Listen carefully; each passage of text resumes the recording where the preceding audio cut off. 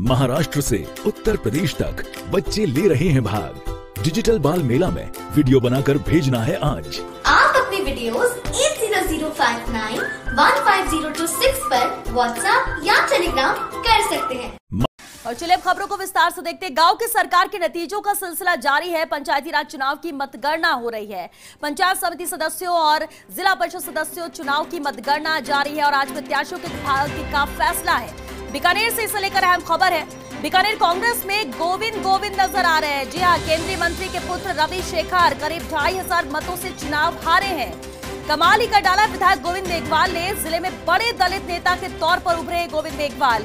अर्जुन मेघवाल के कद में अरसे बाद डेंट नजर आ रहा है। पत्नी आशा देवी ने केंद्रीय मंत्री के पुत्र रवि शेखर को हराया तो वही बेटी सरिता मेघवाल को भी बनवाया जिला परिषद सदस्य।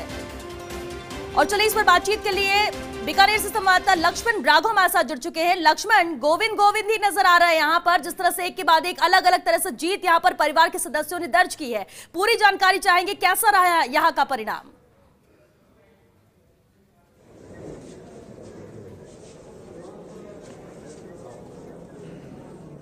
देखिए, निश्चित तौर पर बीकानेर कांग्रेस में ऐसा लग रहा है कि गोविंद हो गया हो, क्योंकि आप ये मान के चलिए, पहले ये बात उठ रही थी यहाँ पर लगातार कि नेता अपने वंशजों को चुनाव लड़ा रहे हैं। गोविंद मेघवाल ने वो रिस्क लिया, अपनी बेटी को चुनाव लड़ाया, अपनी पत्नी को चुनाव लड़ाया, अपने बेटे को चुनाव लड़ाया। लेकिन ये भी कहते हैं कि जो सफलता होती है उसके 10 बाप होते हैं, असफलता अनाथ होती है। गोविंद मेघवाल सफल हुए हैं। अर्जुन मेघवाल को पहली बार डेंट लगा है। सरिता मेघवाल जो प्रधान भी रही, चुनाव जीती है और उनकी मां जो है उन्होंने रवि शेखर को हराया है। तो सरिता मेघवाल से हम बात करते हैं। मां की जीत, खुद की जीत, भाई की जीत, किसकी जीत? बिल्कुल हमारी सबकी जीत है और हमारे पब्लिक की जीत है जो हमें वोट किया है। और कांग्रेस पार्टी की बड़ी जीत है। अर्जुन जी को बीकानेर ने 3 बार एमपी बना के और 2 बार वो मिनिस्टर, आज भी वर्तमान में वो मिनिस्टर पद पे हैं।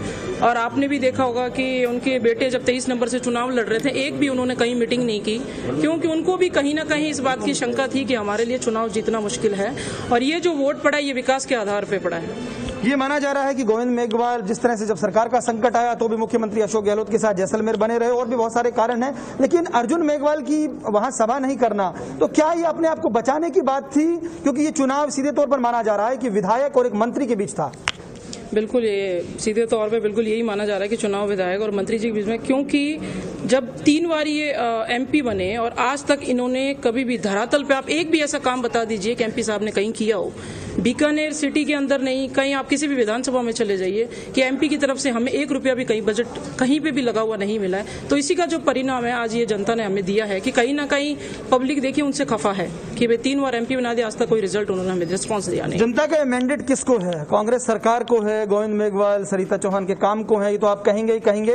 लेकिन क्या ये एंटी इनकम्बेंसी भी है केंद्रीय मंत्री के खिलाफ या भाजपा के खिलाफ? तो केंद्र की बात कर रहा हूं, क्योंकि इस चुनाव में जब भाषण हो रहे थे और हम सुन रहे थे तो मोदी और अर्जुन मेघवाल का जिक्र ज्यादा था। बिल्कुल, इस चुनाव में मोदी और अर्जुन मेघवाल का चुनाव जिक्र ज्यादा था। वो इसीलिए था क्योंकि आपको भी पता है कि जब अर्जुन जी अभी जब लास्ट चुनाव जीते, आपको पता है कि चुनाव हार रहे थे, लेकिन मोदी जी ने स्पेशल उनके लिए सभा की थी और उन्होंने मीटिंग के अंदर एक ही बात कही थी बड़ी सभा में कि आप वोट मेरे पीछे देना, मोदी जी को देखकर। मोदी को देख के ये चुनाव जीते, अदरवाइज इस बार भी इनका चुनाव जीतना बहुत मुश्किल। एक कड़वा सवाल बनता है, ये सब चीजें ठीक हैं, आप जीत रहे हैं, कांग्रेस लीड ले रही है जिला परिषद में, लेकिन बात फिर वही आ जाती है कि कांग्रेस में किचकिच हो जाती है जब जिला प्रमुख के नजदीक पहुंचते हैं। तो सरिता चौहान को भी दावेदार माना जा रहा है, पढ़ी लिखी हैं, प्रधान रही हैं, लेकिन क्या इस बार आप रामेश्वर डूडी को मना लेंगे? ये फैक्टर है कि नहीं, या इस बार जो तिकड़ी मानी जाती है वो अपनी तिकड़म लड़ा लेगी? सर, ये फैसला हाईकमान का है, हमारे सीएम साहब का है और दिल्ली का है। उनको मनाना है, कैसे करना है वो सीएम साहब करेंगे। कितने आशान्वित है कि हाँ कि हो जाएगा? नहीं, पार्टी देखिए एक है, मुझे नहीं पता कि आप लोग कहां से सूचनाएं सारी लेके आते हैं कि पार्टी में कहीं ना कहीं गड़बड़ है। अभी तक ऐसी कोई सामने आई नहीं है और इसका रिजल्ट आप खुद देख रहे हैं, तो ऐसी कोई दिक्कत वाली बात। जनता को क्या कहना चाहेंगे? इस तरह से एक परिवार को जिता देना, जब वंशवाद को लेकर जब सवाल खड़े किए जा रहे हो राजनीति में, कांग्रेस पर कहीं ना कहीं इस बात को लेकर संकट आ रहा हो, तब एक ही परिवार के इतने लोगों को चुनाव जिता देना, जनता को कुछ कहेंगे? बिल्कुल, मैं ये कहना चाहती हूँ सर, इसमें ज्यादा वैसे तो मुझे बोलने की जरूरत नहीं है कि अगर परिवारवाद वाला मैटर अगर इतना धरातल पे वर्क करता तो आप देखिए हम चुनाव चुनाव नहीं जीतते, हम हार के खड़े होते अभी। तो ये वाला जो परिवारवाद जो बात उछाल रखी है, इससे फायदा नहीं हुआ, ये रिजल्ट ने बता दिया। लेकिन एक बात और मैं बोलना चाहूंगी कि जितनी भी सीटें दी हैं हमने धरातल पे सर्वे करके दी है, पब्लिक की डिमांड पे दी है, और सबसे हमने प्रायोरिटी में रखा है हमारे कांग्रेस कार्यकर्ता जो दिन रात हमारे लिए दौड़ता है। हमें उन्होंने जो जिनको बोला हमने वहां टिकट दिया और वो जिता के भी लेके आए हैं। यही हमारा सूत्र था चुनाव लड़ने का।